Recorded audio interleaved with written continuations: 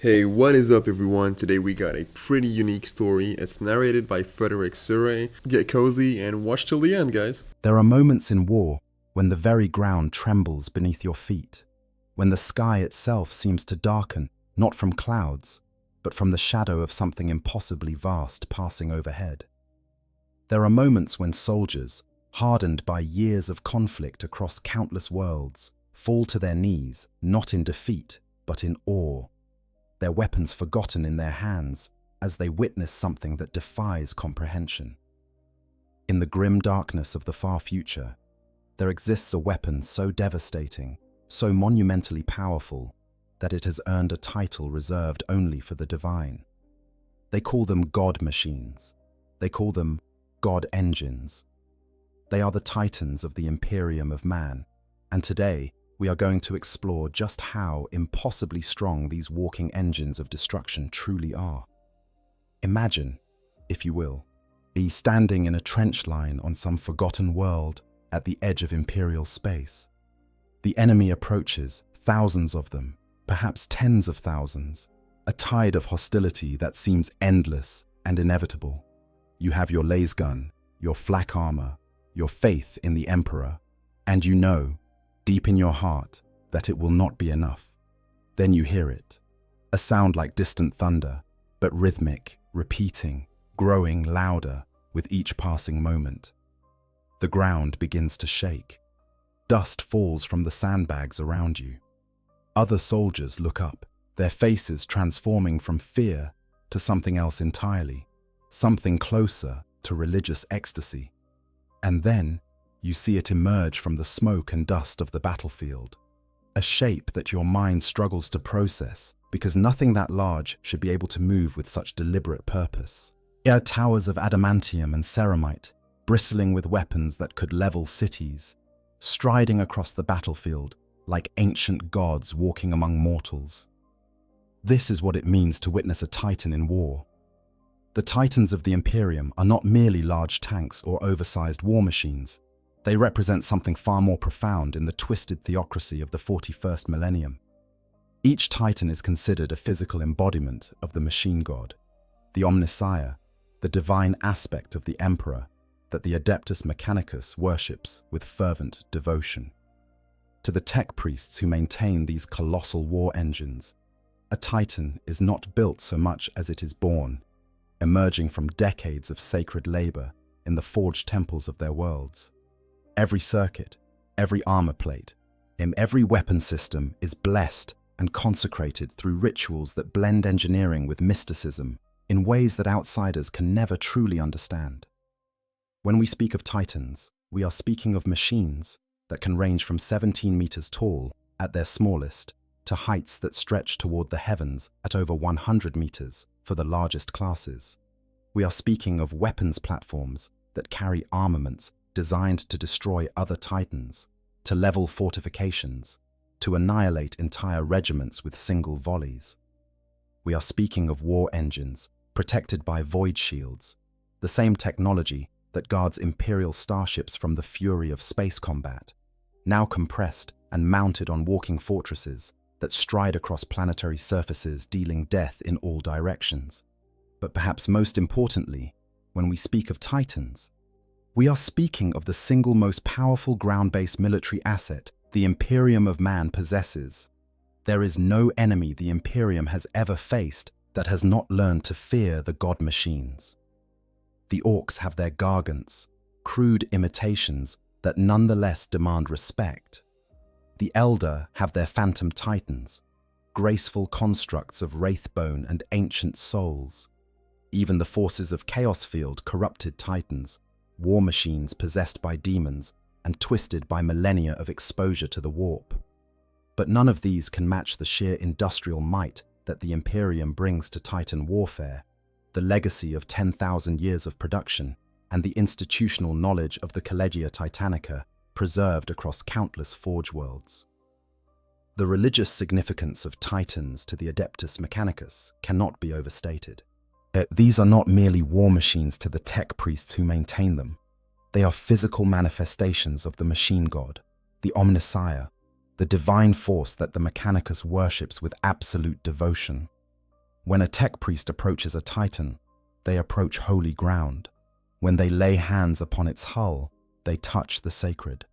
The oils they apply, the litanies they chant, the rituals they perform are not mere superstition, but acts of worship directed toward one of the most perfect expressions of the machine god's power that humanity has ever created. Every titan is named at its creation, given a high Gothic designation that reflects its nature and purpose. These names are chosen through elaborate rituals of divination, the tech priests seeking guidance from the machine god about what identity their new creation should bear.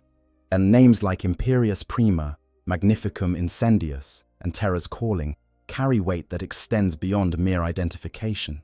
They establish the titan's place within the sacred hierarchy of the Collegia Titanica, define its role in the eternal struggle against the enemies of humanity, and create a bond between the machine and those who serve it.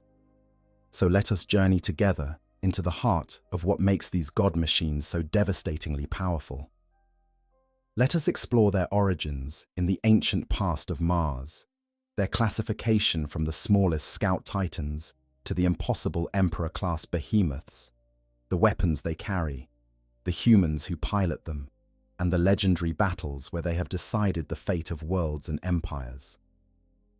By the time we are finished, you will understand why Grandmaster Vulcus of the Ordo Sinister once declared that a titan has only 3 true enemies: folly, hubris, and another of its own kind. To put this in perspective, that truly captures the imagination. Consider the scale we are dealing with. The smallest true titan, the Warhound-class Scout Titan, stands approximately 17 meters tall. That is roughly equivalent to a 5- or 6-story building, and yet among titans, it is considered light, fast, and nimble. The workhorse battle titans, the Reavers and Warlords, stretch from 22 to 33 meters into the sky, their hulls bristling with weapons that could crack open bunkers or reduce entire city blocks to molten slag. And above even these massive engines tower the Emperor Titans, or walking fortresses that can reach heights of 55 to over 100 meters, carrying cathedrals on their backs and wielding weapons originally designed for void warships. The weight of these machines defies casual comprehension. A warhound masses hundreds of tons despite being the smallest of its kind. A warlord weighs thousands of tons, its every step pressing deep into the earth beneath it. An Imperator-class Emperor Titan weighs so much that special preparations must be made before it can walk across bridges or urban streets, lest its passage cause catastrophic collapses. These are not vehicles in any conventional sense. They are walking mountains of war, artificial gods given form through human ingenuity and blessed by the Omnissiah. The void shields that protect Titans represent technology borrowed from Starship design. Protective energy fields that can absorb incoming fire and detonate warheads before they reach the physical armor beneath. A warhound might carry 2 void shield generators. A warlord carries more. An Emperor Titan mounts 12 separate void shield generators, providing protection comparable to the shielding on capital warships. These shields can absorb punishment that would obliterate conventional military formations, flickering under fire but holding until overwhelming force finally causes them to collapse. Even after the void shields fail, a Titan's armor provides a final line of defense that few weapons can penetrate. Layers of adamantium and ceramite, consecrated by tech priests and reinforced with arcane materials known only to the Adeptus Mechanicus, sheath the god machine in protection that conventional anti-tank weapons simply cannot breach. Infantry weapons are less than worthless against such armor. Even dedicated anti-vehicle systems struggle to scratch the paint. Only the heaviest weapons, the sort carried by other Titans or mounted on super-heavy tanks, can hope to threaten a god machine's physical integrity. The story of the Titans begins not in the glorious days of the Great Crusade or even the foundation of the Imperium, but far earlier, in an era of darkness and desperation known as the Age of Strife. For millennia, warp storms had isolated Mars from the rest of human civilization, and the Red Planet had descended into a nightmare of constant warfare. The early Mechanicum, the religious order that would eventually become the Adeptus Mechanicus, fought desperately to survive against threats that seemed insurmountable. Feral mutants roamed the irradiated surface in vast hordes. Thinking machines corrupted by unknown forces turned against their creators with mechanical precision. And perhaps worst of all, a faction known as the Psi Carnivora had risen to power.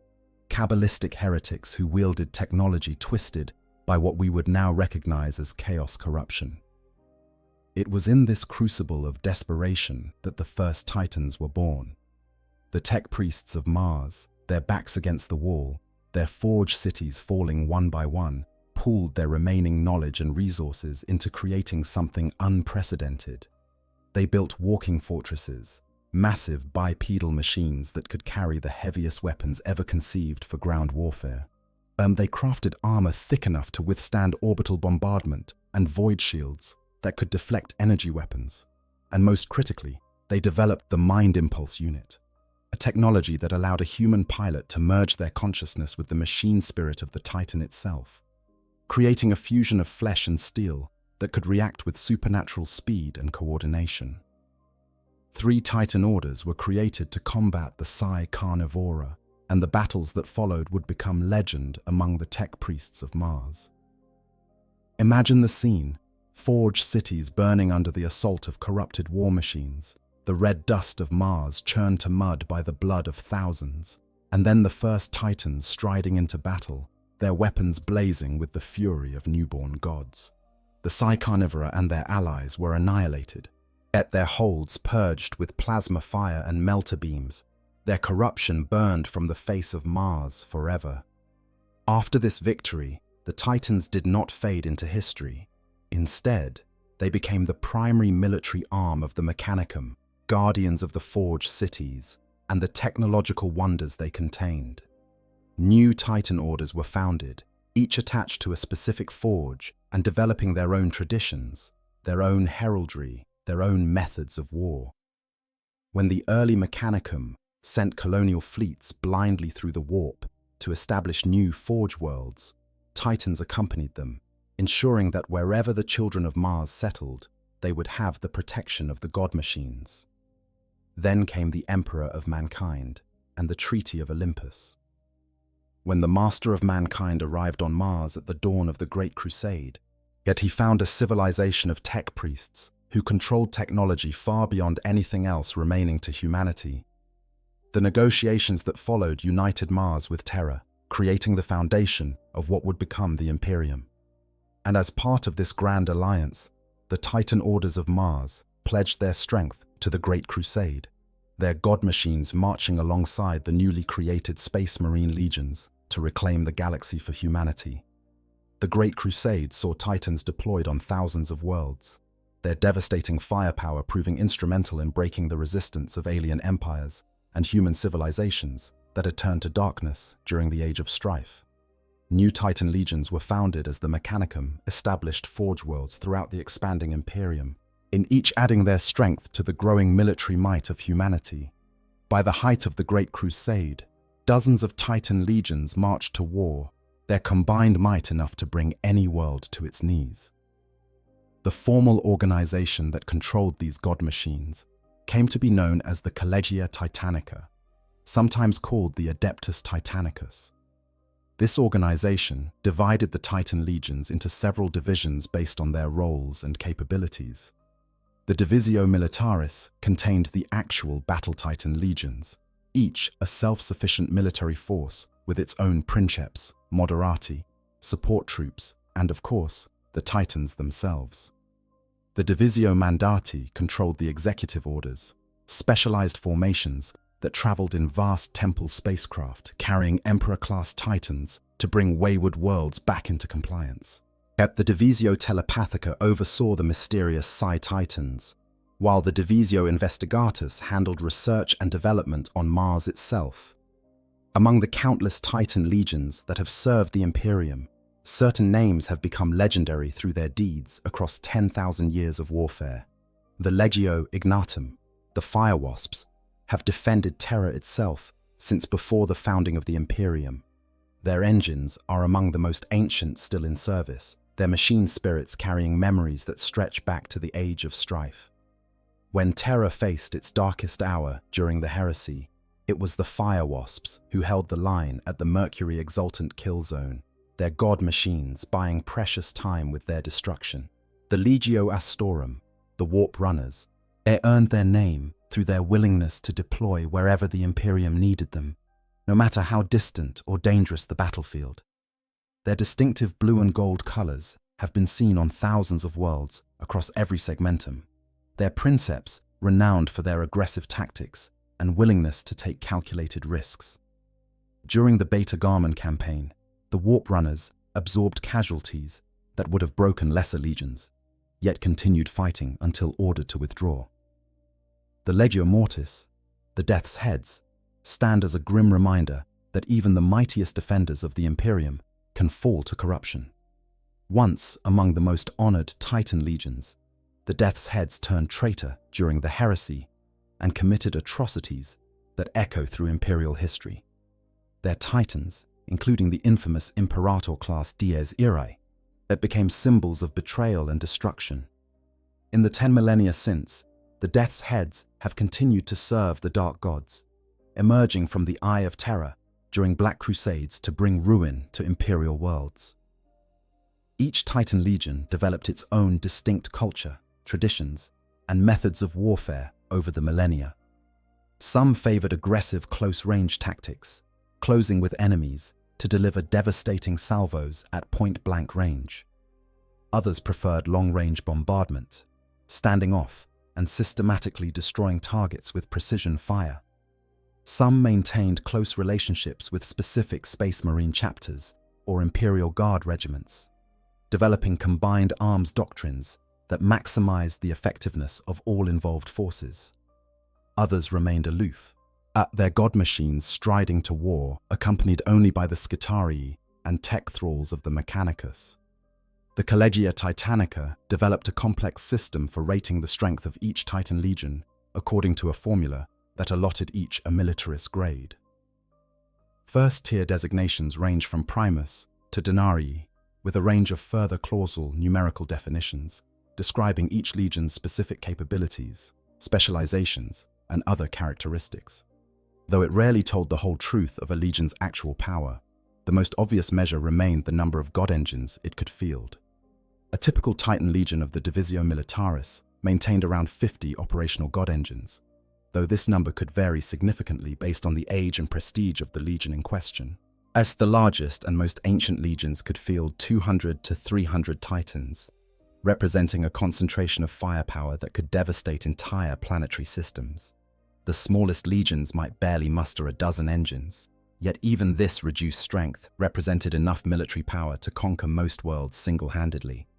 Each legion was based on its parent Forge world, drawing recruits, supplies, and technical support from the manufactorums and temples that had given it birth. The mixture of Titan classes within a legion proved far more important than raw numbers in determining actual combat capability. Few legions could field the colossal Imperator-class Emperor Titans, while almost all maintained significant numbers of Warhound Scout Titans. The ubiquitous Warlord-class Battle Titan formed the backbone of most legions' strength, a proven and powerful design that had served the Imperium since the earliest days of the Great Crusade. Understanding the capabilities and roles of these different classes is essential to grasping the true power that Titans bring to the battlefield. Within each legion, Titans were organized into formations called maniples, typically consisting of 5 god engines under the command of a princeps senioris. The number 5 held occult significance within the numerological systems favored by the machine cult, associated with destruction and transformation. A standard axiom maniple consisted of a warlord titan as the command engine, a pair of reavers for support, and 2 warhounds for scouting and screening duties. This combination provided excellent flexibility, with the warlord delivering the primary striking power, while the reavers expanded the formation's engagement envelope, and the warhounds handled reconnaissance and flank security. Other maniple configurations served specialized roles. A fortis maniple consisted entirely of warlord titans, a concentration of firepower suitable for breaking through fortified positions or engaging enemy titan formations head-on. A Venator maniple replaced the warlord with additional warhounds, creating a fast-moving formation ideal for pursuit and harassment operations.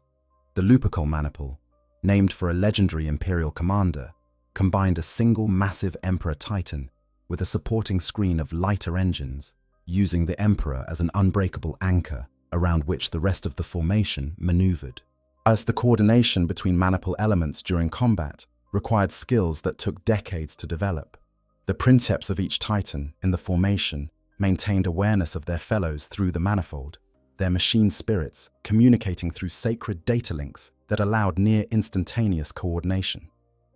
When a well-drilled maniple engaged an enemy, its Titans moved as a single organism, void shields overlapping to provide mutual protection, weapons systems coordinated to concentrate fire on priority targets, and movements synchronized to prevent friendly fire while maximizing killing power. Let us begin our examination of Titan classes with the smallest of the true god machines, the Warhound class Scout Titan. Standing approximately 17 meters tall, which is roughly equivalent to a 5 or 6-story building, the Warhound represents the most nimble and numerous of the Titan classes. To call it small, however, would be a profound understatement from any perspective other than that of other Titans.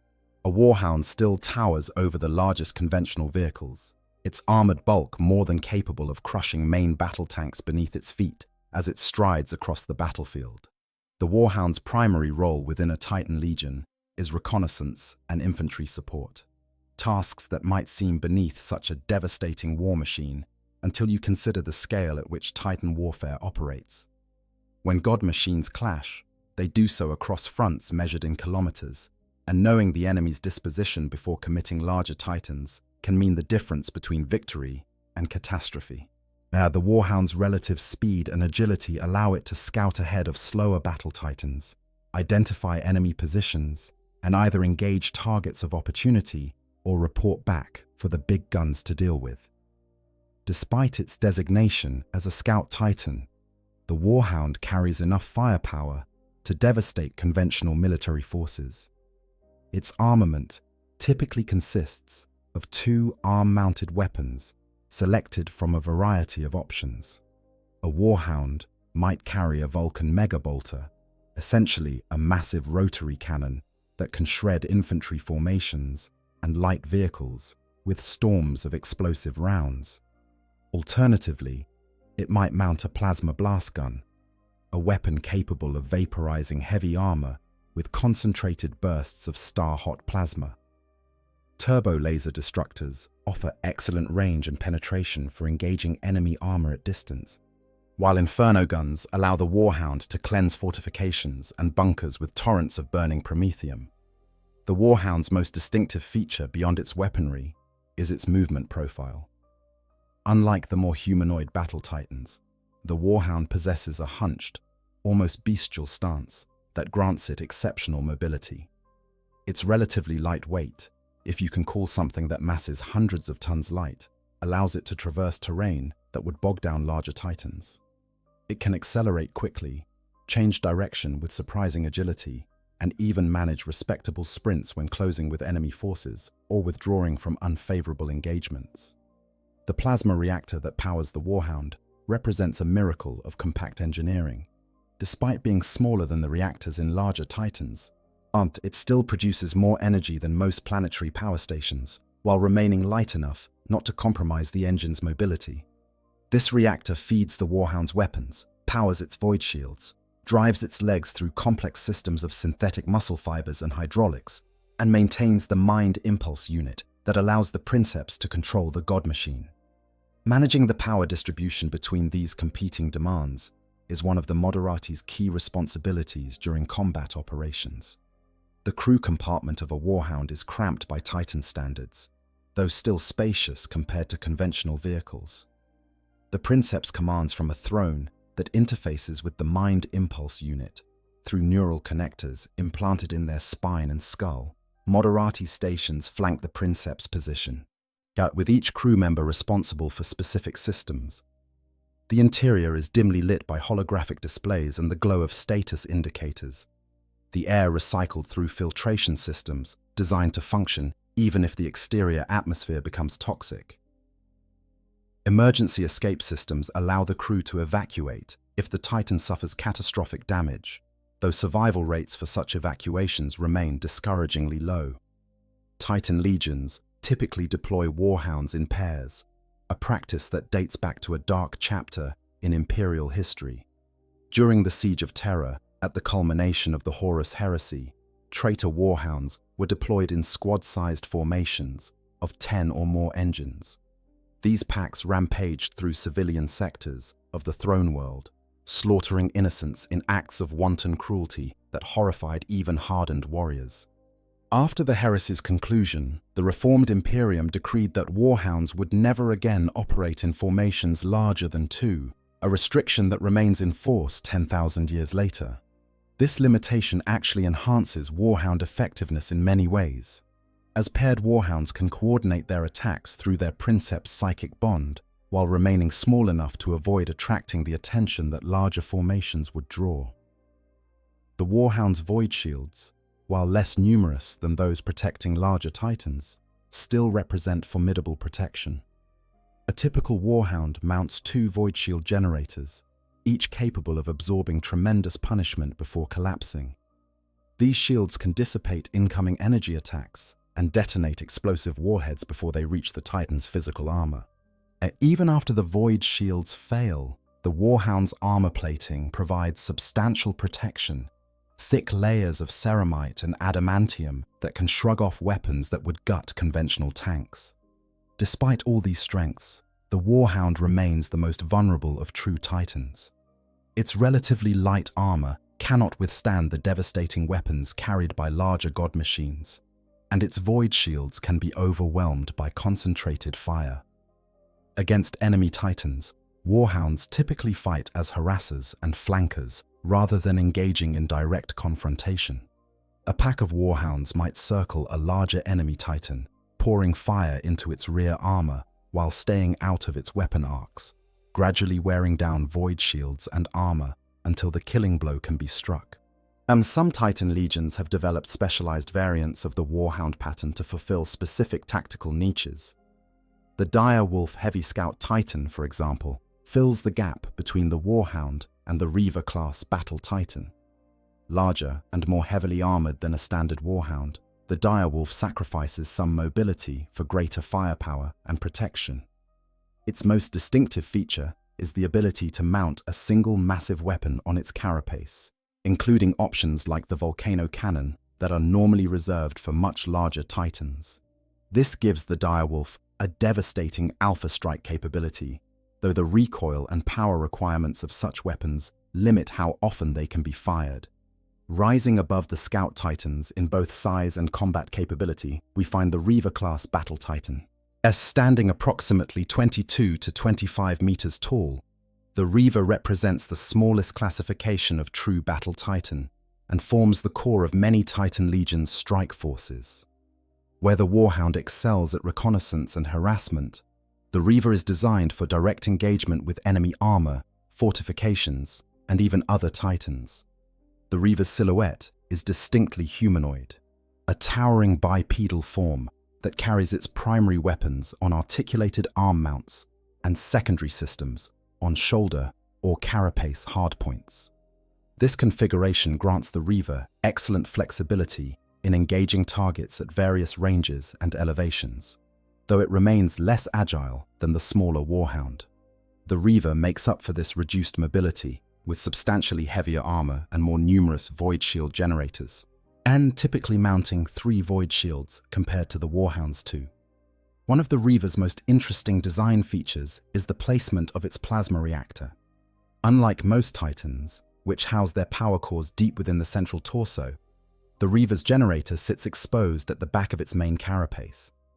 This unusual arrangement provides better protection against frontal attacks, as enemy fire must penetrate the entire depth of the Titan's body before reaching the vulnerable reactor. However, it creates a significant weakness against enemies who can flank the Reaver. making rear attacks particularly dangerous for this class of god machine. Veteran Reaver Princeps learn to always guard their backs, positioning their engines to prevent enemy forces from exploiting this vulnerability. The Reaver's arsenal includes some of the most devastating weapons available to battle titans, short of the Imperator class. Its 2 arm mounts can accommodate weapons ranging from the Gatling blaster, a rotary cannon that fires thousands of explosive shells per minute, to the dreaded volcano cannon, a laser weapon capable of slicing through enemy titans with single shots. The laser blaster offers versatility with its multiple firing modes, while the melter cannon can reduce fortifications to slag at close range. Some Reavers mount power fists or chain fists for close combat, allowing them to tear apart enemy war machines in grinding melee engagements. The shoulder and carapace mounts expand the Reaver's tactical options considerably. These hardpoints typically carry missile systems like the Apocalypse missile launcher, are capable of saturating large areas with explosive warheads, or specialized weapons like the warp missile, rumored to tear holes in reality itself. Some Reavers mount additional void shield generators on these hardpoints, trading offensive capability for enhanced survivability. Others carry sensor packages or communication arrays that allow them to coordinate the actions of supporting forces. In battle, Reavers typically operate as the aggressive spearhead of a Titan maniple, where Warhounds scout and larger Titans provide devastating fire support. The Reaver closes with the enemy and forces an engagement. Its combination of respectable mobility, strong armor, and powerful weapons makes it ideal for this role. A Reaver can advance through enemy fire, absorb hits on its void shields, and deliver killing blows to enemy armor formations before heavier Titans arrive to exploit the breakthrough. The tactics employed by Reaver crews have been refined over millennia of warfare. When facing conventional forces, a Reaver typically advances steadily, while its weapons systematically eliminate priority targets. Its void shields, absorbing whatever ineffective fire the enemy can muster. Against fortified positions, the Reaver can serve as a siege engine, its weapons battering down walls and collapsing bunkers, while infantry support forces prepare to storm the breaches. Against enemy Titans, the Reaver becomes a duelist, using its mobility to position for optimal firing angles, while its void shields and armor absorb incoming fire. The maintenance requirements of a Reaver Titan are substantial, but less demanding than those of larger god machines. A dedicated team of tech priests and their servitor assistants can keep a Reaver operational through extended campaigns, though major repairs require the resources of a forge world, or at minimum, a well-equipped field forge.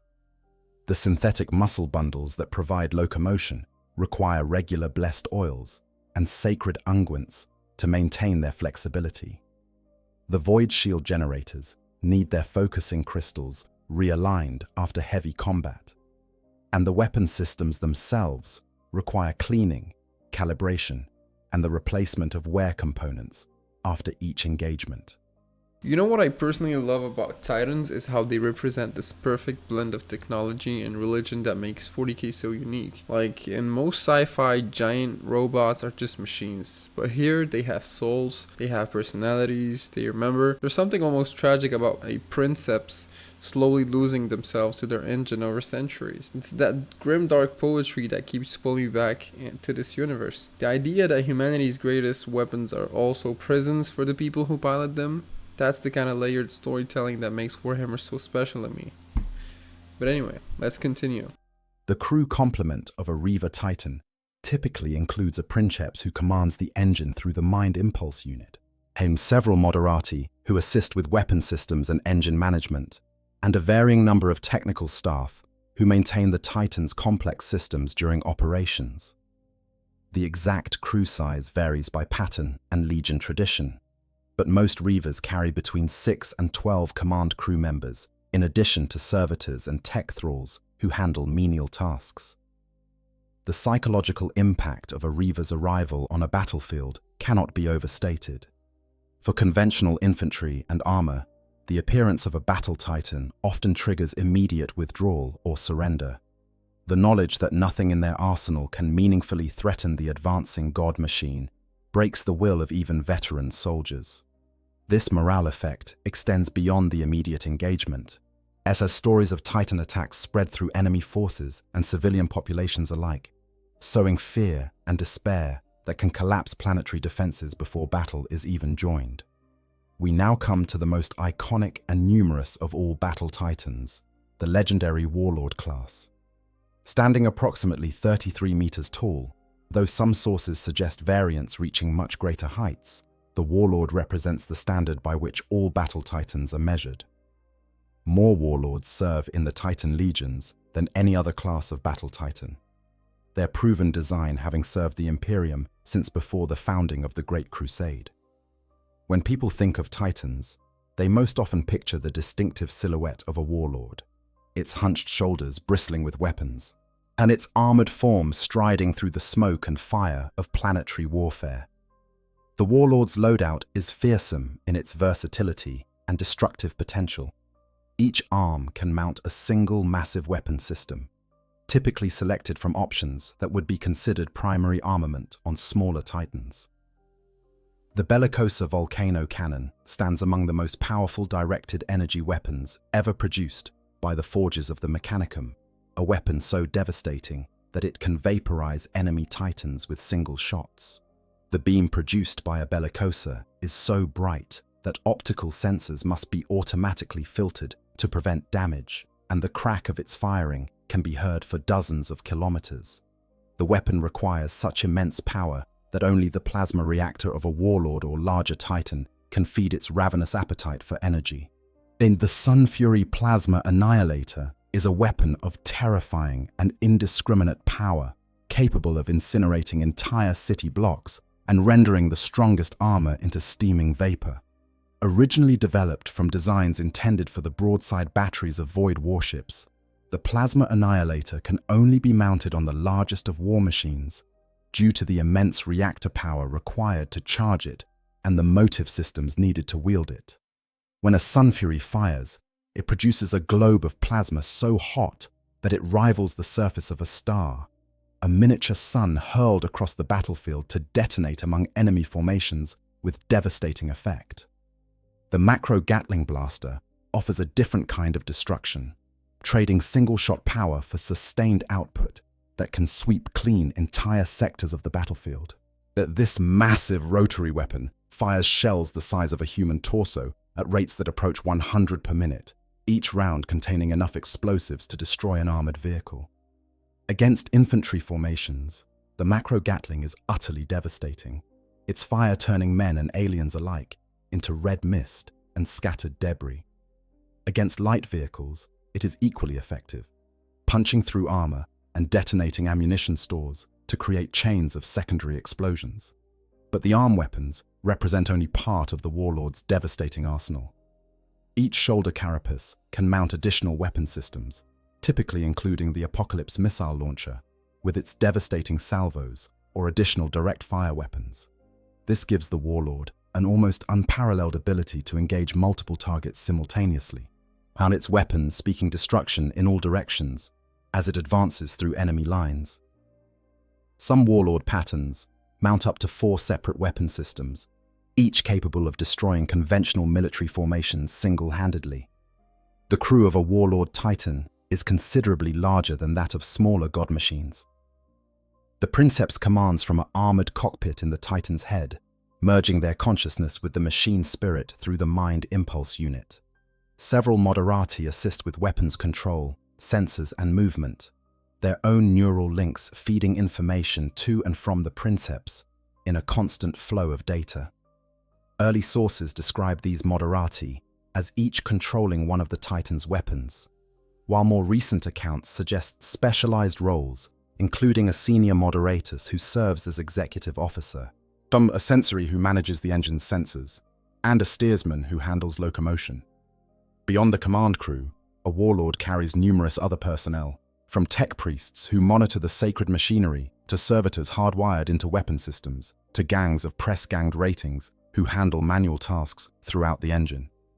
The accounts of exactly how many crew serve aboard a warlord vary considerably, from dozens to over 100 depending on the source and pattern. This variation likely reflects both differences between patterns produced on different Forge worlds and the changing needs of campaigns. A warlord operating in a major engagement might carry additional weapon specialists, medical personnel, and damage control teams, while one engaged in patrol duties might run with a skeleton crew. The protection afforded to a warlord exceeds that of any smaller Titan class. Multiple void shield generators create overlapping fields of protection that can absorb tremendous punishment before failing. Even after the void shields collapse, the warlord's armor represents some of the thickest plating mounted on any ground-based war machine. Layers of adamantium and ceramite, blessed by tech priests and reinforced with arcane materials, can withstand hits that would destroy smaller Titans outright. The armor is thickest around the reactor housing and crew compartments, ensuring that even catastrophic damage might leave the engine recoverable for repair. The warlord's internal systems are equally impressive.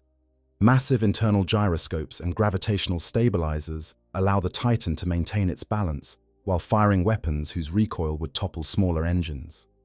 Its plasma reactor, fed by carefully processed fuel, produces enough power to run a small city while still having reserves for the energy-hungry weapons systems.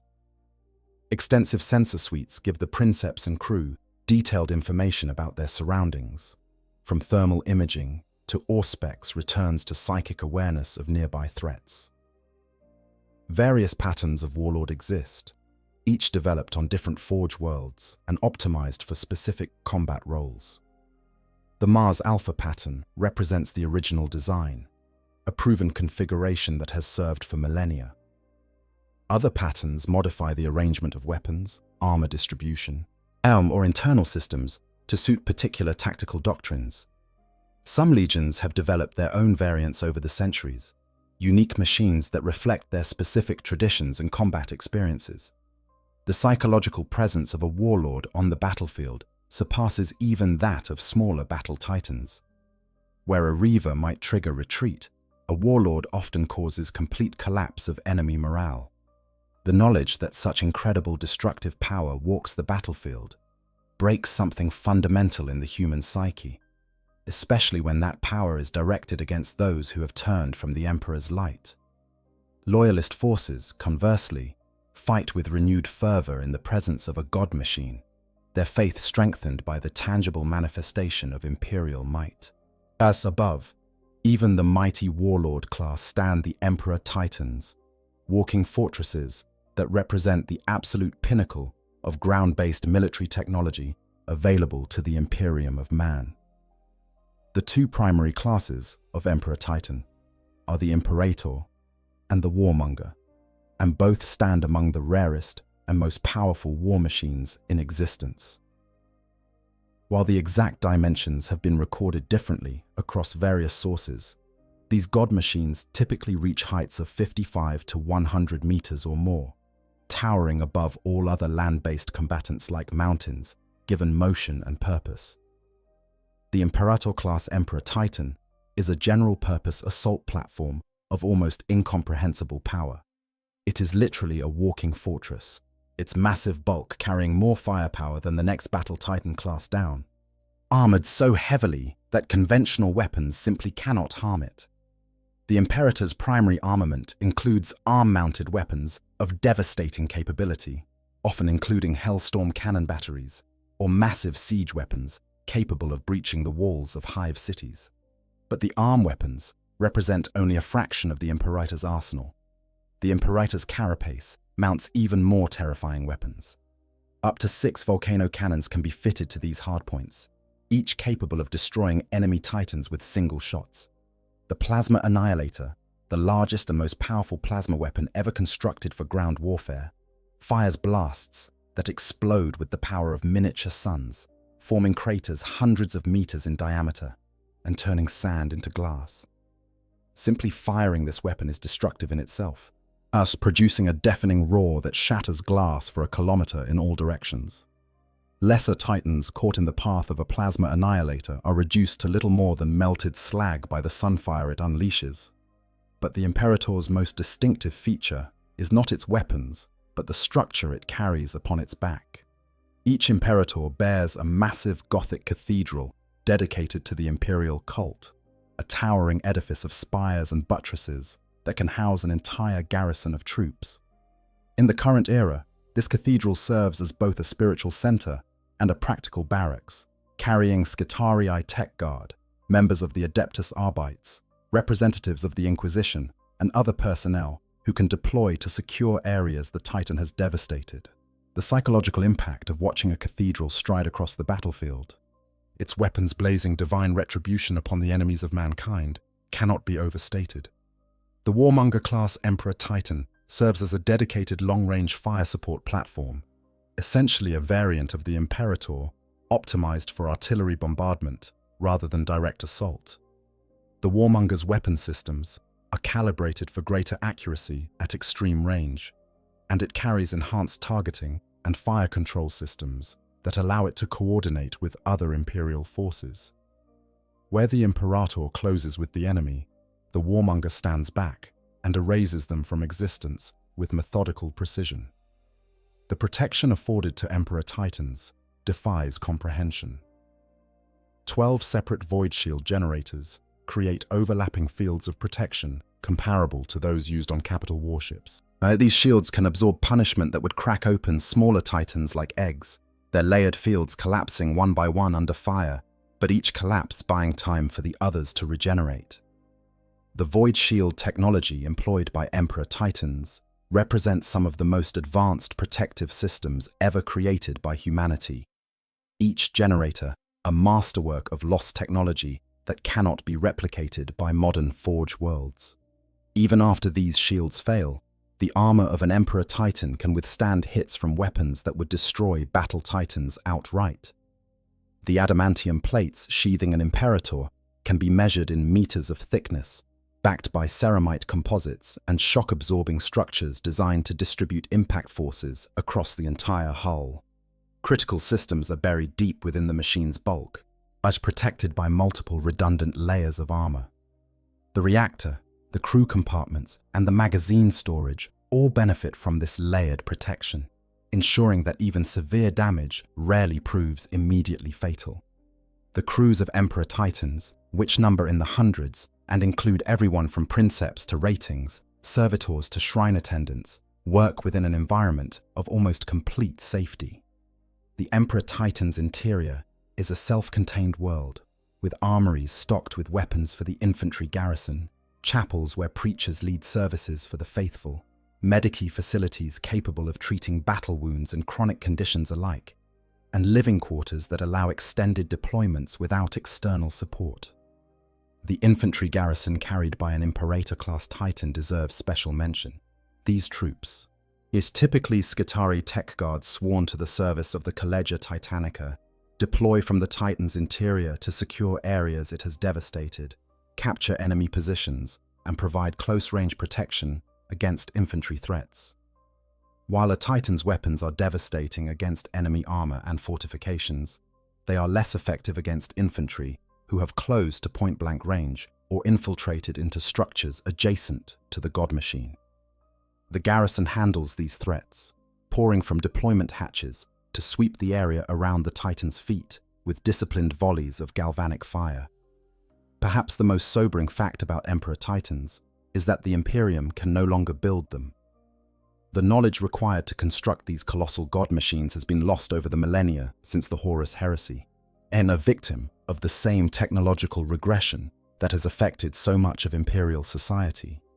The Emperor Titans that currently serve in the Titan Legions are ancient relics, some dating back to before the Imperium itself was founded. They have been rebuilt and repaired countless times, their sacred components maintained by generations of tech priests, but no new Emperor Titans can be constructed to replace those lost in battle.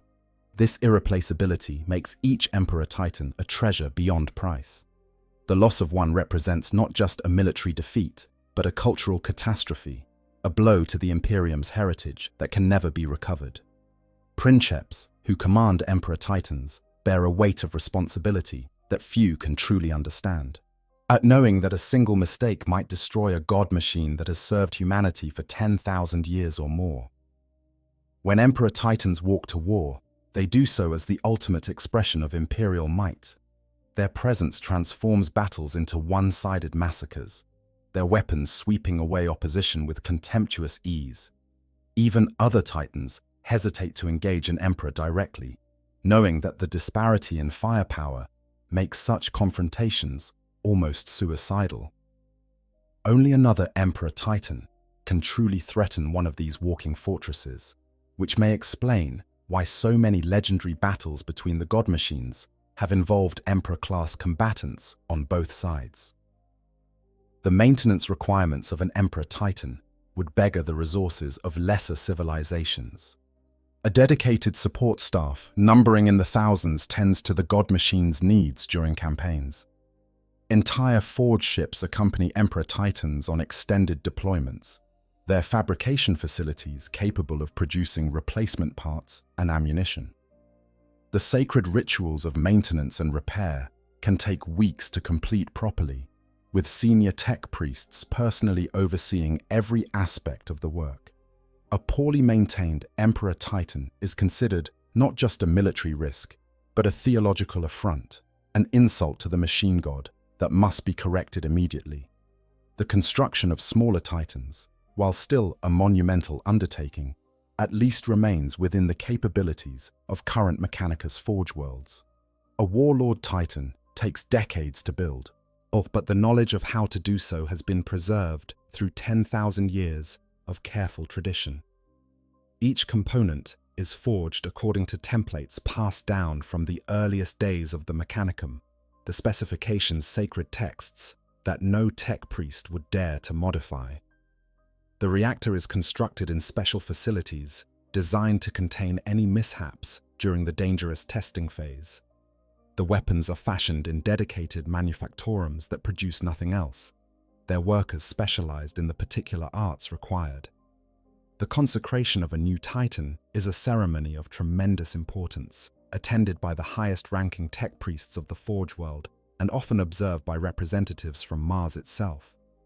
The machine spirit is awakened through rituals that have remained unchanged since the Age of Strife, and sacred codes and blessed data prayers that coax the artificial consciousness into awareness.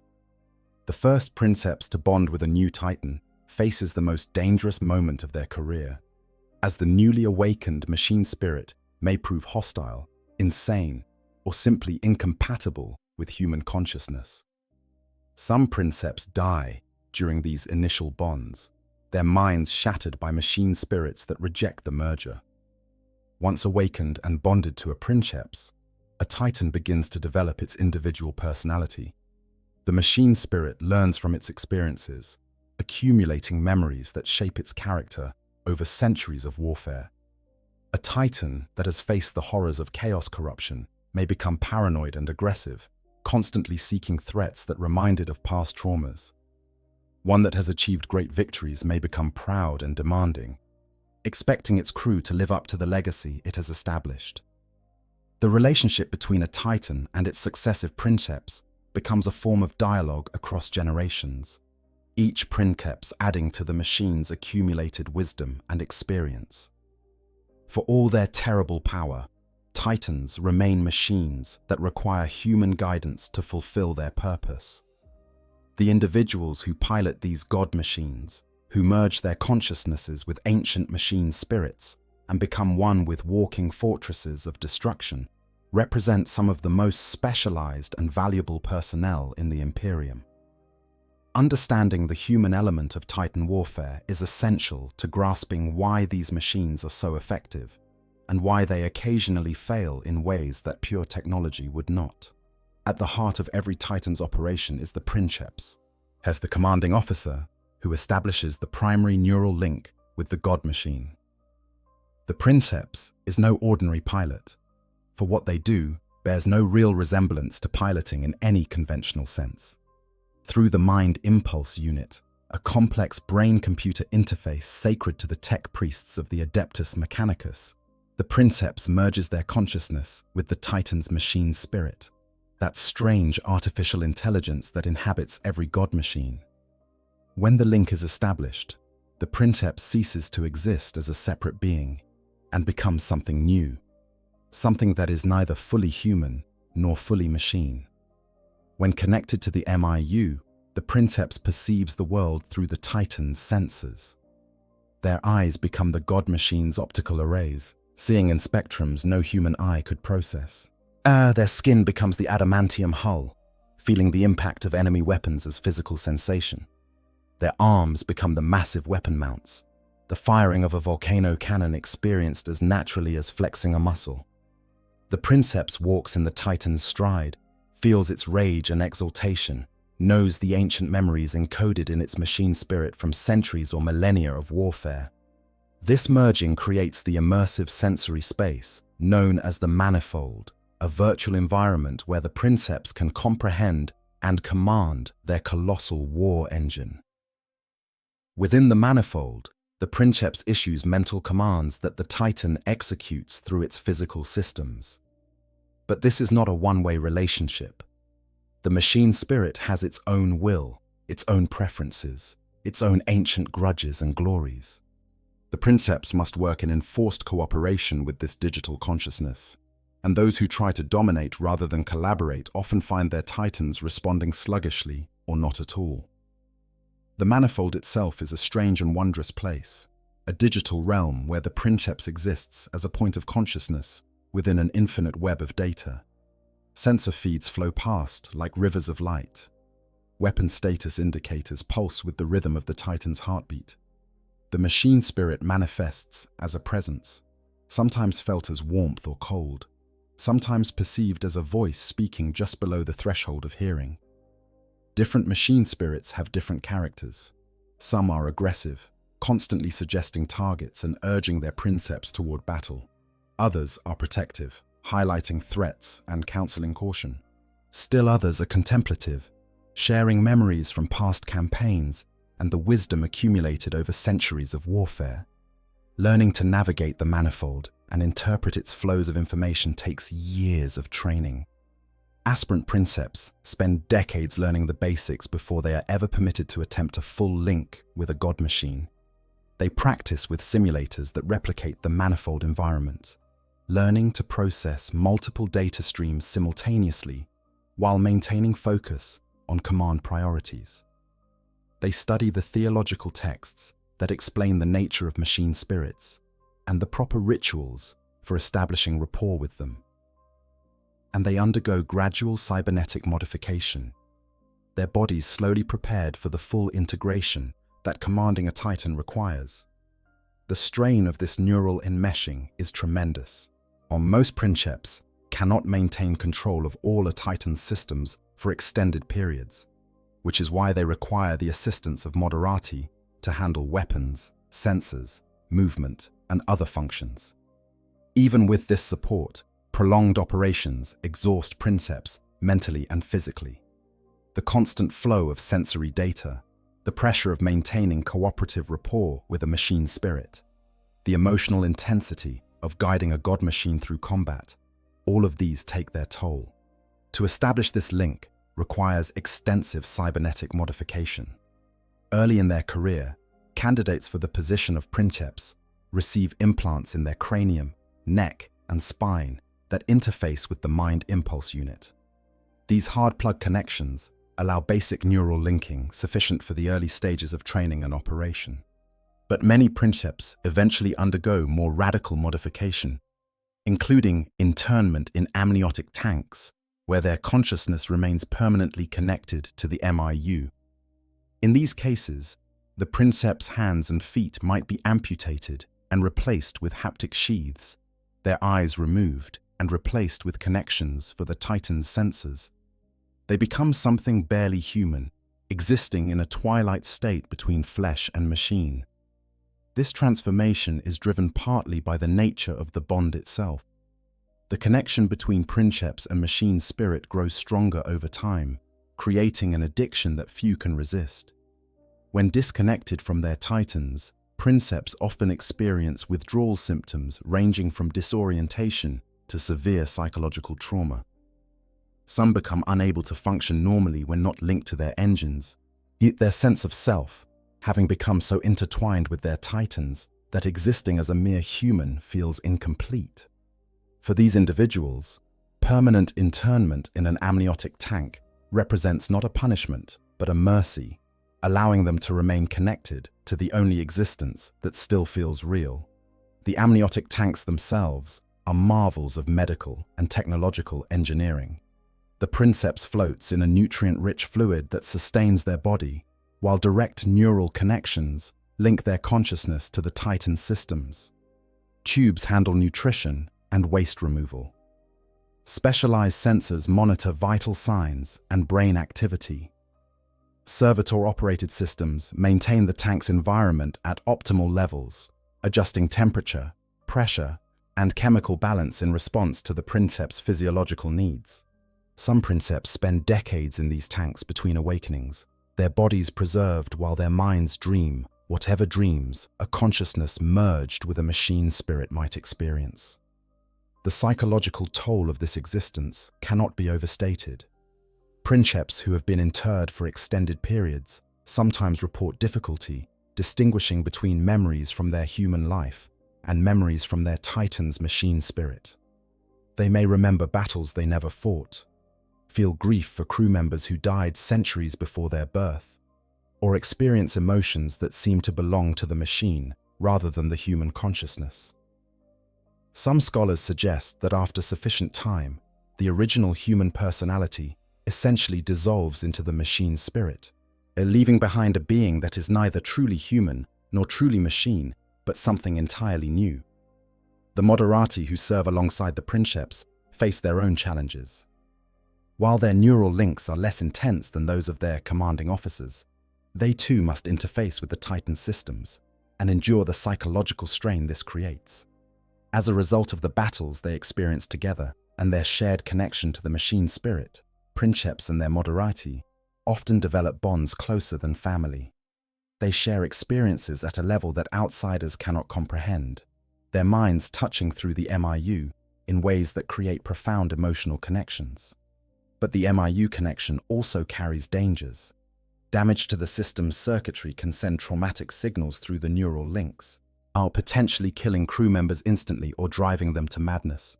The destruction of a Titan while its crew remains connected is catastrophic, the psychic shock of experiencing the God Machine's death, often proving fatal to those who survive the physical destruction.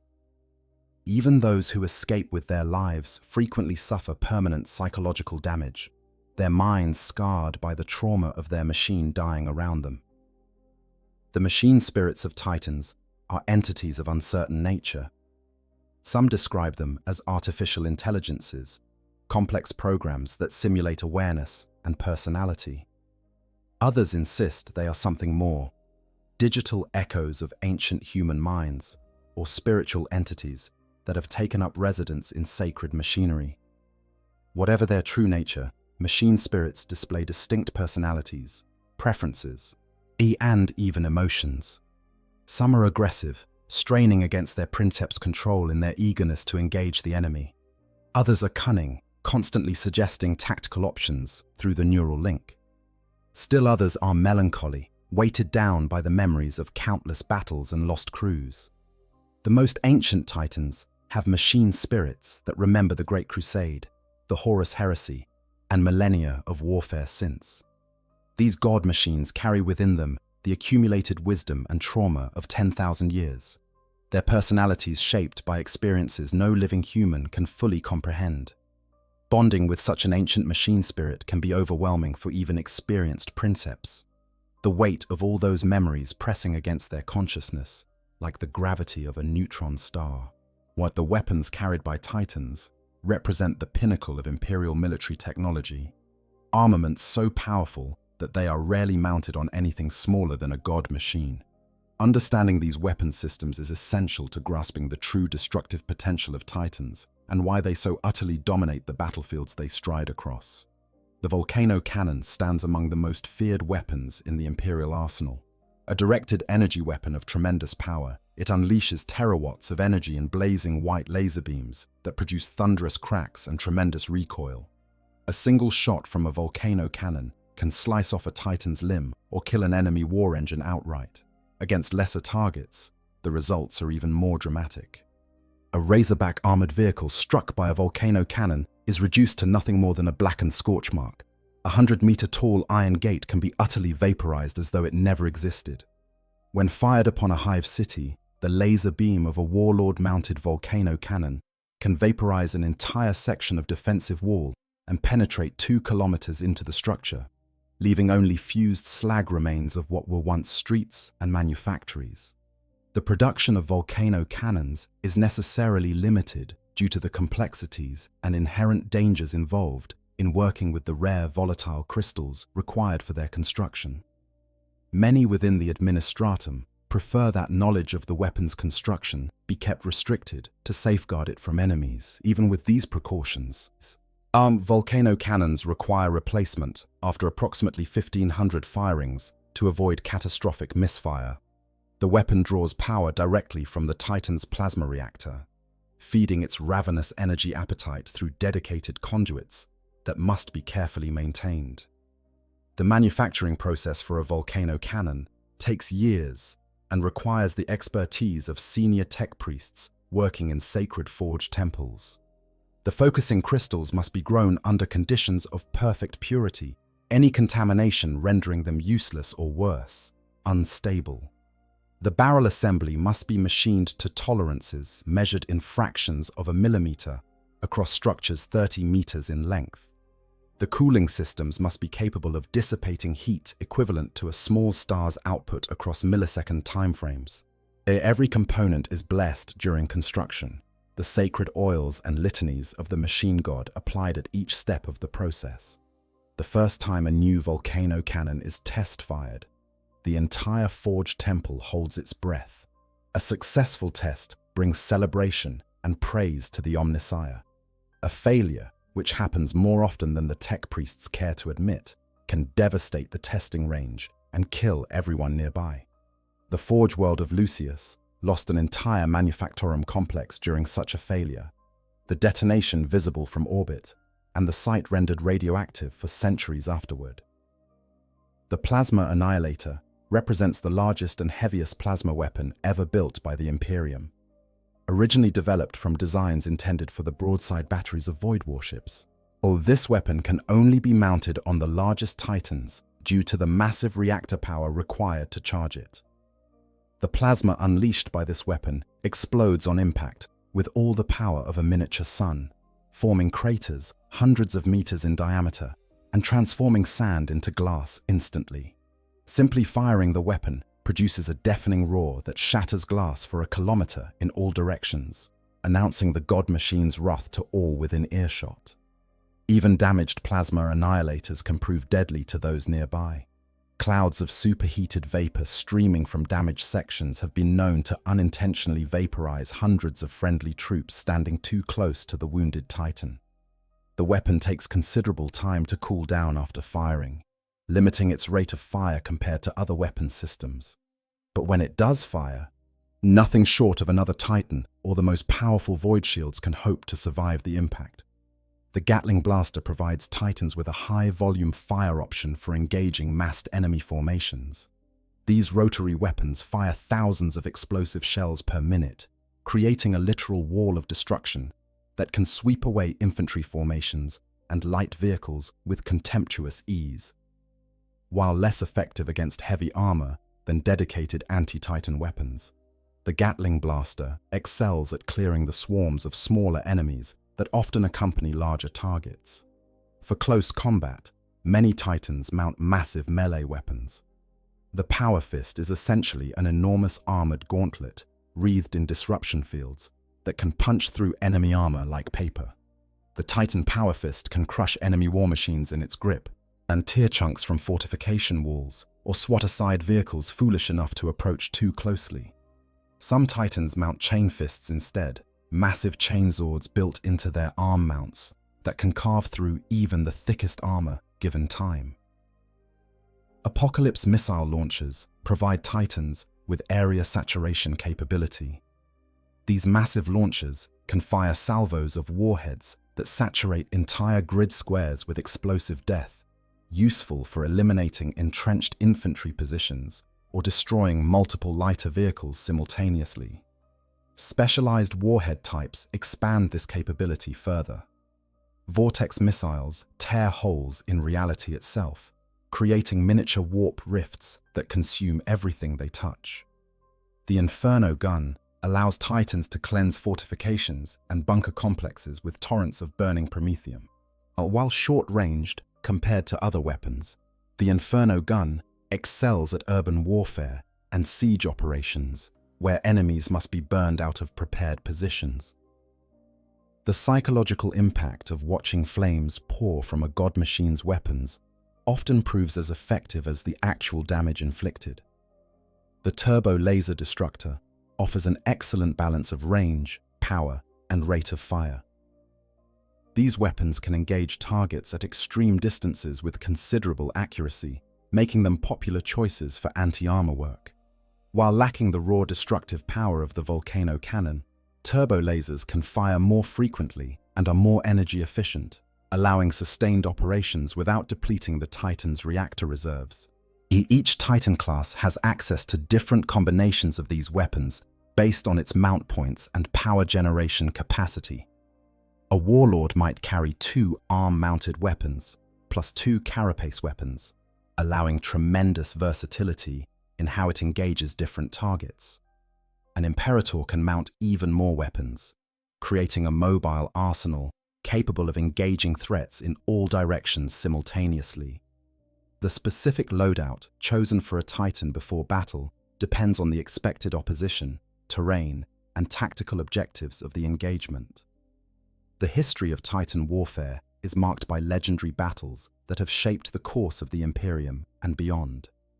Perhaps no conflict better demonstrates the power of Titans than the Battle of Beta Garman, known in whispered legends as the Titan Death, where thousands of god machines clashed in the greatest Titan battle ever recorded. Beta Garman was a strategically vital star cluster that controlled access to the Sol system, the heart of the Imperium, and Horus's ultimate objective during his rebellion. Both sides recognized its importance, and both committed massive forces to securing or capturing its worlds. What followed was a conflict of unprecedented scale, with nearly 30 Titan legions eventually participating in the fighting. The campaign began when Alpha Legion cruisers entered the cluster, their espionage and sabotage paving the way for Emperor's Children forces eager to win favor with their Primarch. Elements of the Legio Mortis, the infamous Death's Heads, swept away Loyalist defenders protecting Nircon City on Beta Garman II. Within weeks, the cluster had been declared for Horus, and its worlds descended into civil war between traitor and Loyalist factions. For years, the fighting ebbed and flowed across multiple worlds. Titan legions on both sides fed reinforcements into the grinding conflict, their god machines clashing in battles that devastated entire continents. The warp runners of the Legio Astorum led Loyalist defenses on multiple worlds, their distinctive blue and gold war engines becoming rallying points for Imperial forces. These veteran warriors of the Great Crusade threw themselves into defense after defense, holding lines that should have collapsed, buying time for reinforcements that often never came. The Legio Mortis and their allies pressed constant attacks, their corrupted Titans growing more twisted and terrible as the influence of chaos spread through their ranks. The fighting on Beta Garman II proved particularly brutal. Hive cities that had stood for millennia were reduced to rubble as Titans clashed in their streets. The defensive lines protecting Nircon City, over 100 kilometers deep and manned by armies numbering in the millions, collapsed under the sustained assault of traitor god machines. The warp runners threw everything they had into the defense, their Titans fighting until their void shields collapsed and their armor cracked, until ammunition ran dry and princeps died at their posts. It was not enough. Nircon fell, and with it, control of Beta Garman II passed to the traitors. On other worlds in the cluster, the fighting took different forms. On Beta Garman III, Shao Loyalist forces, under the Nova Guard Titan Legion, managed to hold against siege by Sons of Horus and Iron Warriors battalions. On the distant reaches of the cluster, the White Scars conducted lightning raids that destroyed traitor supply depots and reinforcement convoys. But everywhere, the pattern was the same.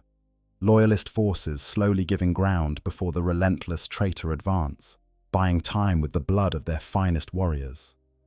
The decisive engagement came when the Primarch Sanguinius arrived with Blood Angel's forces and took supreme command of the Loyalist defense. He led a force of Blood Angel's Space Marines and surviving Titan elements in a desperate attempt to hold the cluster against the traitor advance. The battles that followed saw thousands of Titans clashing across scarred landscapes, their weapons lighting the sky with fires visible from orbit. Entire maniples were wiped out in single engagements. God machines that had served the Imperium for millennia were reduced to burning wreckage in moments. The losses at Beta Garman were catastrophic for both sides. Entire Titan legions were effectively destroyed, their surviving engines scattered across multiple worlds and cut off from support. The Loyalists eventually lost the cluster, but the delay they imposed allowed Terra to prepare for the siege that everyone knew was coming. The traitors suffered losses so severe that their Titan strength for the final assault on Terra was significantly reduced. Both sides paid a price that would echo through the millennia, as the skills and knowledge lost with each destroyed Titan could never be fully recovered. And individual Titans achieved legendary status during the Beta Garman campaign. The Warlord Titan, Penumbral Sword of the Legio Astorum, became famous for holding a mountain pass against an entire traitor maniple, its void shields absorbing punishment that should have overwhelmed them 3 times over, while its weapons methodically destroyed one enemy engine after another.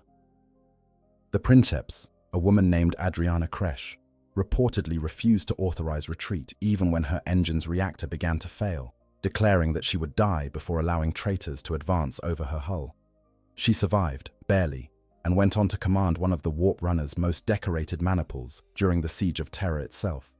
On the traitor side, the Reaver Titan Mortis Vindictum earned notoriety for its role in the destruction of a loyalist Emperor Titan, as leading a coordinated assault that brought down the ancient god machine through sheer weight of fire.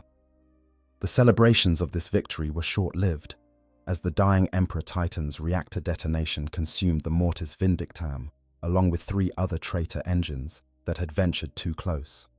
Such Pyrrhic victories were common during Beta Garman, where the destruction was so total that victory often proved indistinguishable from defeat. The Siege of Terra itself represented the final, apocalyptic chapter of the Horus heresy. When the traitor forces finally reached the throne world, they brought with them what remained of their Titan legions, war engines now fully corrupted by chaos and eager for destruction. The defenders fielded their own Titans, including precious Emperor-class god machines that had protected Terra since before the Great Crusade. The scale of the conflict defied imagination. Terra had been transformed into a fortress world, its surface covered with defensive positions, bunker complexes, and killing grounds designed to bleed any attacker white. The Imperial Palace itself was the greatest fortress ever constructed by humanity, its walls thick enough to withstand orbital bombardment, its defensive systems capable of engaging targets in space. Around these defenses, approximately 1.5 million Imperial Army troops stood ready to give their lives in defense of the Emperor. Multiple Titan legions, including the legendary Legio Ignatum, the Fire Wasps, provided the ultimate defensive firepower. The orbital bombardment that preceded the ground assault lasted for weeks. From their positions in high orbit, traitor warships poured fire onto Terra's surface, their weapons creating firestorms that swept across continents. The palace's void shields held against this assault, but the world around them burned. Hive cities fell. Industrial zones were reduced to slag. Billions of civilians who had not managed to evacuate died in the flames. Only then did the traitors begin their ground assault. The first phase of the ground battle focused on securing landing zones for the massive transport ships that would bring Titans and heavy equipment to the surface. both the Eternity Wall and Lionsgate spaceports fell to overwhelming traitor assaults, allowing the forces of Horus to begin landing their god machines within the defensive perimeter of the Imperial Palace. The sight of corrupted titans striding across the sacred soil of Terra filled loyalist defenders with holy rage, but also with fear of what these demon-touched engines might achieve. The Mercury Exultant kill zone became the site of one of the most significant Titan battles of the entire heresy. This 150-kilometer deep, no-man's land before the walls connecting the inner and outer palace became a charnel house of god-machine wreckage. The traitors launched a massive assault, spearheaded by the Legio Mortis, their corrupted titans supported by Sons of Horus infantry, Chaos Knights, and Dark Mechanicum war engines. Meeting them were some 50 engines of the Legio Ignatum, the Fire Wasps, including Emperor Titans, bearing names that would echo through history: Imperius Prima, Exemplis, and Magnificum Incendius. The traitors employed dark sorcery in this engagement, resurrecting destroyed titans as puppet machines to absorb loyalist fire before the main assault struck. These reanimated god machines, shells animated by warp energy rather than machine spirits, strode mindlessly into the loyalist guns, soaking up fire that should have been directed at the still operational traitor engines behind them. The tactic proved devastatingly effective, exhausting loyalist ammunition and void shield reserves before the true battle even began. The Legio Ignatum and their allies fought with courage that transcended mere duty. Titans that should have retreated for repairs instead charged into enemy formations, their princeps preferring death to allowing traitors to advance over their wrecked hulls.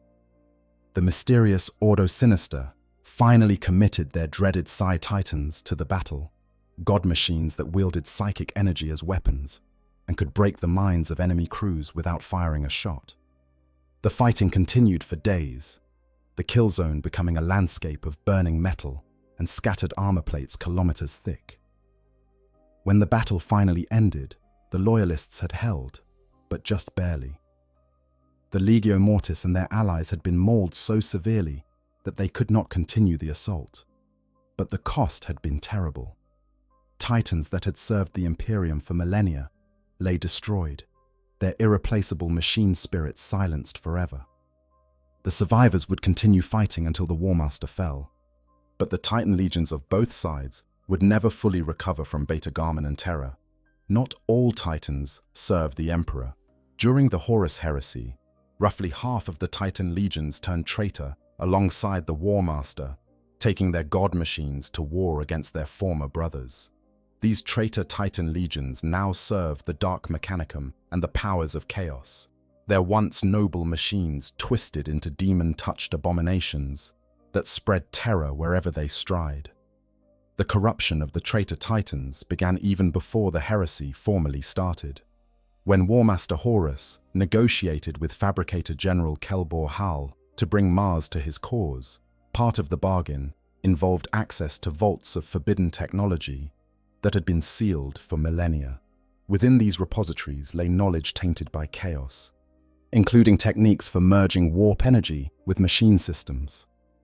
This forbidden lore spread through the Mechanicum like a plague, carried by corrupted code that infected cogitator systems and logistacks across the Red Planet. Titans connected to these infected systems found their machine spirits corrupted by the influence of chaos. Ancient personalities that had served the Emperor for centuries suddenly displayed new behaviors, becoming aggressive, sadistic, and hungry for destruction in ways that went beyond their programming. Some princeps resisted this corruption and were destroyed by their own engines. Others embraced it, merging their consciousnesses with demon-touched machine spirits to become something neither wholly human nor wholly machine. The physical corruption of traitor Titans developed over time, accelerating as exposure to the warp increased. Titans that had been proud examples of Imperial engineering began to sprout organic growths, their hulls bulging and twisting in ways that defied material science. Some grew additional limbs or weapons that functioned through no mechanism their original designers had ever intended. Others developed maws filled with adamantine teeth, allowing them to physically devour enemy vehicles and troops. The corruption varied based on which chaos god the Titan's crew had pledged themselves to, with Khorne-touched engines becoming brutal melee monsters, while Slaanesh corrupted Titans developed sensory capabilities that could detect suffering across entire continents. Titans dedicated to Nurgle became walking plague factories, their weapons spreading contagion as surely as destruction. Their armor plates corroded and rusted, yet somehow remained functional, their interiors filled with toxic atmospheres that would kill any normal crew but sustain the corrupted souls bound to their controls. The Legio Mordaxis became infamous for this kind of corruption, their Titans leaking corrosive substances that poisoned the very earth beneath their feet, leaving lasting contamination on every world they tread. Tzeentch-touched Titans developed capabilities that defied logical analysis. Some could phase through solid matter, appearing inside fortifications that should have been impenetrable. Others manifested weapons that fired beams of pure change, transforming whatever they struck into random configurations of matter and energy. Their machine spirits became oracles of the changer of ways, the constantly muttering prophecies that drove their crews to madness, while occasionally providing tactical insights of devastating accuracy. The crews of Chaos Titans have long since become physically merged with their machines, their bodies and souls sacrificed to the gods of chaos in endless battles. Many are possessed by demons, their princeps consciousnesses either destroyed or enslaved by warp entities that now direct the god machine's actions. These demon titans are among the most dangerous enemies any Imperial force can face, their machine capabilities enhanced by supernatural abilities, and their crews utterly without fear or hesitation. The Legio Mortis, known as the Death's Heads, stands among the most infamous of the traitor Titan legions. They fought at Istvan, at Beta Garmon, and at the walls of the Imperial Palace itself. What their Titans, including the legendary Imperator class Dies Irae, committed atrocities that echo through 10,000 years of Imperial history. The Dies Irae itself participated in the bombardment of Istvan III, turned its guns on loyalist space marines of the Death Guard who had been sent to the surface, and later helped breach the walls of the Imperial Palace during the Siege of Terra. Other traitor legions have developed their own terrible reputations. The Legio Mordaxis were infected with a technovirus that makes their presence corrupting to everything around them, their titans leaking corrosive substances that poison the very earth beneath their feet. The Legio Vulcanum used dark rituals to divide and replicate machine spirits, creating new titans through heretical processes that defy the understanding of loyalist tech priests. But the Legio Kritos developed a taste for planetary annihilation during the Great Crusade, and have only become more destructive under Chaos influence. In the 41st millennium, traitor titans remain a significant threat to the Imperium. They emerge from the Eye of Terror during Black Crusades, striding alongside Chaos Space Marine warbands to devastate Imperial worlds. They appear in the service of demon princes and Chaos lords, who can command their allegiance through pacts and offerings. They even occasionally surface in isolated conflicts, single corrupted engines terrorizing entire systems before Imperial forces can marshal a response. Fighting Chaos Titans requires not just military might, but spiritual preparation. The demon-touched machine spirits can project fear and despair into the minds of opposing crews, breaking their will before weapons are even fired. Princeps who face corrupted engines must maintain absolute mental discipline, their own machine spirits sometimes becoming agitated by the presence of their fallen brothers. The physical corruption of Chaos Titans often provides unexpected capabilities, from warp-based weapons to regenerating armor that knits itself back together between battles. The Imperium hunts traitor titans with relentless determination, knowing that each corrupted god machine represents both a military threat and a spiritual abomination. When loyalist titans engage their traitor counterparts, the battles often become personal. Machine spirits with ancient memories, fighting enemies they may have once called allies. These engagements frequently result in mutual destruction, in as neither side will accept survival of the other. The Titans of the Imperium do not stand alone among the galaxy's super-heavy war engines. Other races have developed their own equivalents to the god machines, each reflecting the unique nature and capabilities of their creators. Understanding these Xenos Titans provides valuable context for the power of Imperial god machines and the challenges they face on the battlefield. The Aeldari, those ancient and declining Xenos who ruled the galaxy before humanity emerged from old Earth, field titans of elegant beauty and supernatural grace. Unlike the ponderous war engines of the Imperium, Eldar Titans are constructed of wraithbone, a psychic material grown from the crystallized emotions of their creators. And this substance allows the souls of deceased Eldar contained within spirit stones to move freely throughout the machine, creating a consciousness that guides and assists the living pilot. The creation of an Eldar Titan is a process that takes generations by human reckoning. Bone singers, the psychic artisans of the craft worlds, shape wraithbone through mental effort alone, their thoughts literally becoming solid matter as they construct the god machine. The process cannot be rushed. Each curve of the Titan's form, each junction of its limbs, must be shaped with perfect precision or the entire construct will fail. Some Eldar Titans have been under construction for centuries, their bone singers working in shifts across generations to complete a single war engine. The spirit stones that provide the Titan's consciousness are themselves precious beyond measure. Each stone contains the soul of a fallen Eldar, preserved at the moment of death to prevent it from being consumed by the dark god, Slanesh. To commit such souls to service within a Titan is a decision that Craftworld councils do not make lightly, for it means those souls will never join their ancestors in the Infinity Circuit. They choose only the bravest and most skilled warriors for this honor, souls who will guide the Titan through battle for millennia to come.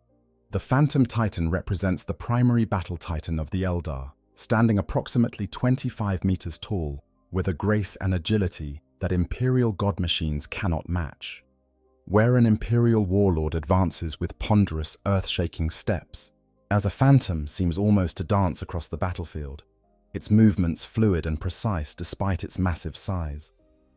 This superior mobility comes from the psychic nature of its construction, the wraithbone responding to thought faster than any mechanical system could operate. The crew of a Phantom Titan typically consists of twins or triplets raised alongside the god machine from birth, their consciousnesses merging with the spirit within to create a single unified sentience. This fusion allows the Phantom to react with the speed of an aspect warrior, its actions coordinated at the speed of thought across all systems simultaneously. Against slower Imperial Titans, this advantage in reaction time can prove decisive, allowing the Phantom to evade incoming fire and deliver precisely aimed attacks. The Revenant Titan serves as the Eldar's equivalent to the Scout Titan, though it far exceeds the Warhound in agility. Equipped with jump jets and gravitic motors, the Revenant can literally leap across the battlefield, appearing in unexpected positions to deliver devastating attacks before withdrawing faster than enemies can respond. Revenants often operate in pairs piloted by siblings, their blood bond creating a psychic link that coordinates their actions without need for communication. But for all their grace and speed, Eldar Titans are fewer in number than their Imperial counterparts and cannot match them in raw durability. The Eldar race is dying, their numbers dwindling with each passing millennium, and they cannot afford to lose any of their precious war machines. This makes them reluctant to commit their Titans except in the most desperate circumstances, when the survival of a craft world itself hangs in the balance. The Orcs field their own brand of super-heavy war engines in the form of Gargants, massive walking fortresses that embody the green-skin love of big, loud, and destructive. Unlike the elegant construction of Eldar Titans or the precision engineering of Imperial god machines, Gargants are cobbled together from scavenged parts, driven by barely controlled power systems. and held together by faith in the orc gods as much as by structural integrity. The construction of a gargant is an act of religious devotion for the orcs, who believe these walking war machines are physical bodies for their gods Gork and Mork. A mech boy, or one of the orc engineers who instinctively understand technology through their race's gestalt psychic field, begins construction by gathering scrap metal, salvaged weapons, and whatever else catches his eye. There are no blueprints, no standard designs, no quality control processes. The mech boy simply builds, driven by visions that might come from the orc gods themselves, or might simply be the product of fungal brain chemistry gone haywire. What emerges from this chaotic process varies enormously. Some gargants are vaguely humanoid, stumping across the battlefield on two massive legs, with arms that carry huge guns or crushing claws. Others are more animalistic, resembling the squigs that orcs keep as pets and food. Still others defy description, asymmetrical masses of metal and weapons that somehow manage to move and fight, despite appearing incapable of either. The only consistent features are size, destructive capability, and an abundance of orc glyphs and symbols daubed across every available surface. A typical gargant stands roughly the height of a 4-story building, though the largest mega-gargants approach the size of Imperial Emperor Titans. Their construction is almost comically crude by Imperial standards, lacking the mind impulse units and void shields that make Imperial Titans so effective. Instead, the gargant's captain commands by bellowing orders through speaking tubes, relying on crews of Gretchen to carry out his instructions with varying degrees of accuracy. Somehow, despite or perhaps because of this chaotic approach, the gargants remain devastatingly effective war machines. Gargants carry fearsome armaments, from the gutbuster mega cannon that forms the signature belly gun to an array of energy weapons, artillery pieces, and close combat attachments. The gaze of Mork fires energy beams from the gargant's head section that seem to destroy enemies through sheer divine disapproval. Lifter-droppers use gravitational technology to pick up enemy vehicles and drop them from killing heights. Snappers can bite through Titan armor with massive mechanical jaws, while mega choppers reduce anything they strike to scrap. Perhaps the most terrifying orc gargant ever recorded was the Temple Gargant encountered during the War of the Beast in the mid-32nd millennium. This city-sized monstrosity could wipe out entire armies with single blasts from its energy weapons and held legions of smaller war machines within its hangars. It took an assault led by the Primarch Vulcan himself and thousands of space marines to board the machine structure and destroy it from within. Nothing the orcs have fielded since has approached this scale, but the knowledge that they once built something so impossibly vast remains a sobering reminder of what the greenskins might achieve if properly motivated. The Gestalt psychic field generated by orcs grants their technology functionality that should be impossible according to Imperial science. A gargant's presence on the battlefield seems to actually strengthen nearby orcs, filling them with a battle fury that makes them fight harder and ignore wounds that would fell other warriors. This collective belief appears to make orc technology work better, simply because the orcs believe it should work, a phenomenon that Imperial scholars have struggled to explain through any conventional scientific framework. Whether this represents actual reality alteration or merely extraordinary morale effects remains a subject of debate among Imperial scholars. The strangest aspect of orc gargant technology is that much of it should not function at all by any rational analysis. Imperial tech priests have captured gargant components and analyzed them in laboratory conditions, finding that many systems lack proper power connections, are assembled incorrectly, or are simply impossible constructions that violate fundamental principles of engineering. Yet in orc hands, these same components function perfectly well, their impossibility somehow overcome by the collective psychic field of the greenskin horde. This has led some radical tech priests to theorize that orc technology is not truly technology at all, but rather a form of collective psychic manifestation that merely takes technological form. If true, this would explain why captured Orc weapons rarely function for human operators, and why Orc vehicles often break down when their crews are killed. The loss of the psychic field that sustained them reveals their fundamental impossibility, causing them to collapse into the scrap heaps they always should have been. But comparing these Xenos Titans to their Imperial equivalents reveals both advantages and disadvantages for each faction. Imperial Titans excel in durability, raw firepower, and systematic production. Their void shields provide protection that neither Eldar nor Orcs can match, and their weapon systems deliver destruction with mechanical reliability. But they are slow compared to Eldar Titans and lack the crude resilience of Orc Gargants, which seem to function through sheer belligerence regardless of the damage they sustain.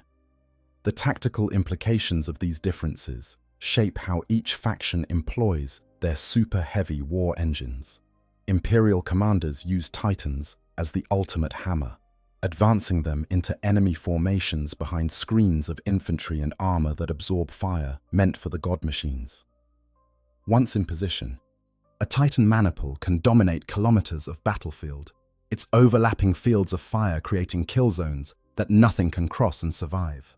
The key is getting the Titans into position, a task that requires careful coordination with supporting forces. Eldar employ their Titans with characteristic precision and economy of force. A Phantom Titan will rarely engage in the grinding attritional battles that Imperial Titans are designed to win. Instead, it strikes at critical moments, appearing where the enemy least expects and delivering devastating attacks before withdrawing faster than any pursuit. The loss of an Eldar Titan is catastrophic for the dwindling craft worlds, so their commanders take risks only when the potential gains justify the danger. Orc Gargants simply charge forward, their crews bellowing war cries through speaking tubes while Gretchens scramble through the interior, fixing whatever has broken most recently. There is no subtlety to Orc Titan warfare, no careful positioning or calculated risk. There is only the joyous charge toward the enemy, the thunder of enormous guns firing, and the glorious crash of metal on metal when the Gargant finally reaches close combat range. Against Imperial Titans, this approach often results in the Gargant's destruction, but sometimes, through sheer bloody-minded aggression and a bit of Orc luck, it works. The question of which faction fields the superior Titans has no simple answer. In a straightforward engagement between equivalent classes, Imperial Titans hold significant advantages in protection and firepower. But battlefields are never straightforward. The Eldar's ability to choose when and where they fight means their Titans rarely face the direct confrontations where Imperial engines excel. The Orcs' willingness to absorb catastrophic casualties means their Gargants can achieve objectives that would be suicide missions for more preservation-minded commanders. What remains undeniable is that all of these war engines, regardless of their origins or capabilities, represent the ultimate expression of their creator's military power. When Titans walk, whether Imperial, Eldar, or Orc, the nature of warfare changes. Infantry becomes irrelevant except as support elements. Armored vehicles become targets rather than threats. Fortifications become obstacles to be removed rather than positions to be assaulted. Only other Titans can truly challenge a god machine's dominance of the battlefield. And so the great engine wars continue, titanic struggles between walking mountains of metal and fury that decide the fate of worlds. After everything we have explored, from the ancient origins on Mars through the various classes of god machines to their legendary battles and diverse crews, one truth emerges above all others. The Titans of the Imperium represent an almost incomprehensible concentration of military power, walking fortresses whose presence transforms the nature of warfare itself. Consider what it means when a Titan walks. It means that weapons exist on that battlefield, capable of vaporizing city blocks with single shots. It means that armor strides across the terrain that conventional weapons cannot penetrate. It means that sensors sweep the combat zone with capabilities that match those of starships. And it means that within that walking mountain of metal and purpose, human consciousnesses have merged with machine spirits to create beings that experience warfare at a level normal soldiers cannot comprehend. The strongest titans, the Emperor-class god machines, carry enough firepower to devastate planetary defenses single-handedly. Their void shields can absorb punishment that would obliterate conventional military formations. Their crews number in the hundreds, making each one a self-contained military unit, and their machine spirits carry 10,000 years of combat experience, memories and instincts that guide their actions in ways that transcend mere programming. But Titans are more than just weapons. They are symbols of imperial might, physical embodiments of humanity's determination to survive in a hostile universe. And when a Titan walks, it carries with it the accumulated faith of the Imperium, the blessings of the machine god, the hopes and fears of countless billions who will never see a god machine, but know that they exist somewhere out there, protecting humanity from the darkness. The Titan legions continue their eternal vigil across the galaxy, defending forge worlds, supporting crusades, and standing ready to face whatever horrors emerge from the warp or descend from the stars. They are fewer now than they were at the height of the Great Crusade, their numbers slowly dwindling as irreplaceable god machines fall in battle. But they remain humanity's greatest ground-based military asset, the iron fist within the velvet glove of imperial diplomacy. The relationship between Titan legions and other imperial military forces is complex and carefully defined by ancient treaties and traditions. Space Marine chapters call upon Titan support only in the most extreme circumstances, their pride making them reluctant to admit that any threat might require firepower beyond what their own forces can provide. The Imperial Guard, by contrast, regards Titan deployment as a sign that their commanders take their mission seriously, the presence of god machines inspiring guardsmen to fight with renewed determination. The Imperial Navy coordinates orbital support with Titan ground operations, their ship-based weapons complementing the devastating power of the god machines. For the Adeptus Mechanicus, Titans represent the ultimate expression of their dual nature as both warriors and priests. On a Titan legion at war is a religious procession as much as a military operation, with tech priests chanting litanies of destruction while they direct devastating fire against the enemies of the machine god.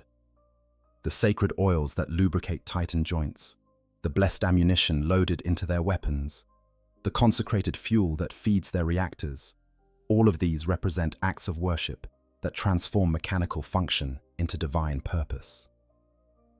For those who serve in the Titan legions, whether as princeps merging their minds with machine spirits, moderati managing complex systems, or the countless support personnel who keep the god machines operational, there is no higher calling. They are the keepers of humanity's most sacred military technology, the pilots of walking cathedrals of destruction, and the voices that speak through weapons capable of reshaping worlds. When a Titan princeps connects with their engine and strides into battle, they become something more than human, something that has earned the right to be called a god. The princeps who command these engines live lives that are both exalted and tragic. They experience power that no other humans can imagine, the sensation of striding across battlefields as giants among insects, of unleashing destruction that redraws the map of worlds. But they pay for this power with their humanity, their consciousness slowly merging with their machine spirits, until the boundary between human and machine becomes impossible to define. Some embrace this transformation as a form of apotheosis, becoming living saints of the machine god. Others struggle against it, as fighting to retain some fragment of their original identity, even as the Titan's personality slowly subsumes their own. And for those who face Titans in battle, there is only one truth that matters. Run if you can. Hide if running fails. And pray to whatever gods you worship that the god machines are not hunting for you specifically. Because when Titans walk, the ground itself trembles, the air fills with the thunder of weapons beyond mortal scale, and the fate of worlds hangs in the balance. In the grim darkness of the far future, there is only war. But within that endless war, there are moments when the god machines stride forth, when the true power of humanity is unleashed upon its enemies, when titans walk. Thank you so much for listening. If you enjoyed this journey through the power and majesty of the titans, please consider liking and subscribing to Q on 40,000 for more relaxing deep dives into the worlds of Warhammer 40,000. Your support means everything to this channel, and I cannot wait to share more stories from the grim darkness of the far future with you. Until next time, may the Emperor protect you, and may you never find yourself in the shadow of an enemy god machine. I hope you guys enjoyed the story. Make sure to hit the subscribe, like, share button, whatever you want. Give me some feedback if there's any. And yeah, sleep well.